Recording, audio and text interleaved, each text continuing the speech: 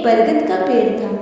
उस पेड़ के नीचे एक बुजुर्ग बाबा रहा करते थे। मेरे पापा ने वो सारे पराठे मुझसे छुपते छुपाते उस बुजुर्ग व्यक्ति को दे दिए। मेरे पूछने पर मेरे पिताजी ने कहा, आज मन किया कुछ अतीत को याद किया जाए। मुझे अपना ही बचपना याद आ गया। मेरी अपनी ही कहानी आज मैं आप सभी को बताना चाहूँगी। बहुत इंटरेस्टिंग कहानी है, काफ़ी फीलिंग्स है, काफ़ी इमोशंस है इस कहानी में। हर किसी का अतीत यानी बीता हुआ कल यानी हमारा बचपना बड़े ही सॉलिड तरीके से गुजरता है। वो लम्हा दोबारा आए ऐसा मन करता है, लेकिन इस मन का क्या जो हो ही नहीं सकता वही दोहराना चाहता है।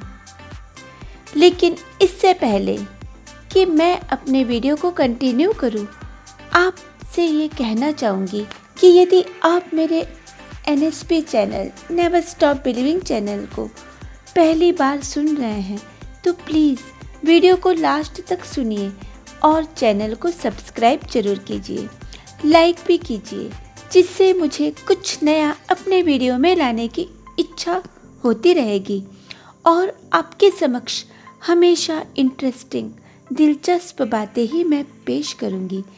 ये बात उन दिनों की है जब मैं बहुत छोटी थी। हम मुंबई में रहा करते थे। अपने पापा की बहुत लाडली होने की वजह से जिद कर बैठी कि आज मुझे उन्हीं के साथ ऑफिस जाना है और वो मुझे अपने साथ लेकर भी चले गए। बहुत ज़्यादा परोपकारी स्वभाव था मेरे अपने पिताजी का।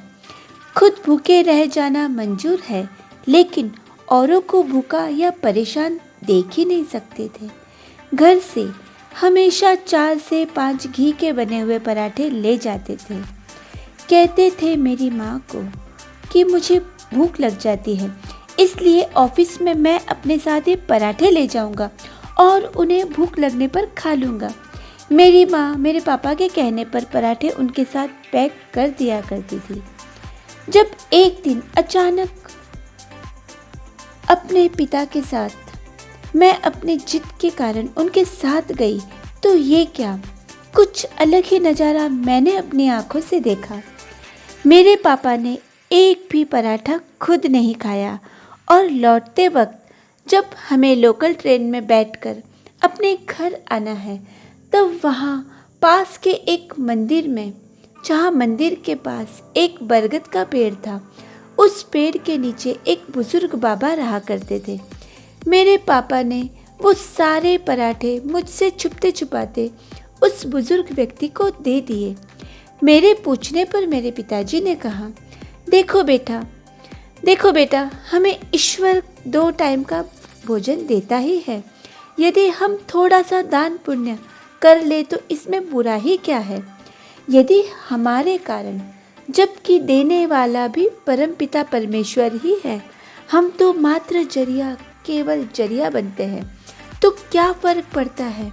यह सुनकर मैंने तुरंत उनसे पूछा, तो आपने मुझसे छुपकर ये पराठे क्यों दिए?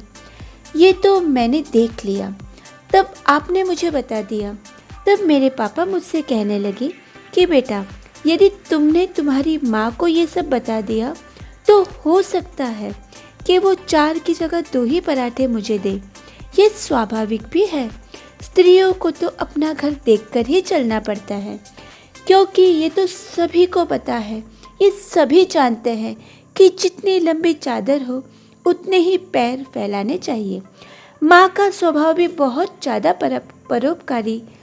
उन्होंने ऐसा कभी नहीं किया और वो हमेशा की तरह 4-5 पराठे देने में समर्थ रही।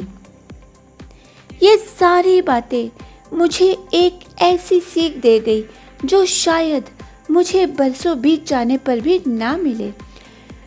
इसीलिए कहते हैं परोपकारी बने, सदा परोपकारी बने, ज़रूरतमंदों की सहायता करें। हाँ, कुछ अपने लिए बचाना बहुत बहुत ज़्यादा ज़रूरी है, लेकिन नीडी पर्सन यानी ज़रूरतमंदों की सहायता भी हमारे जीवन में उतनी ही ज़्यादा ज़रूरी है जितना कि हम अपने बारे में सोचते हैं। Thank you.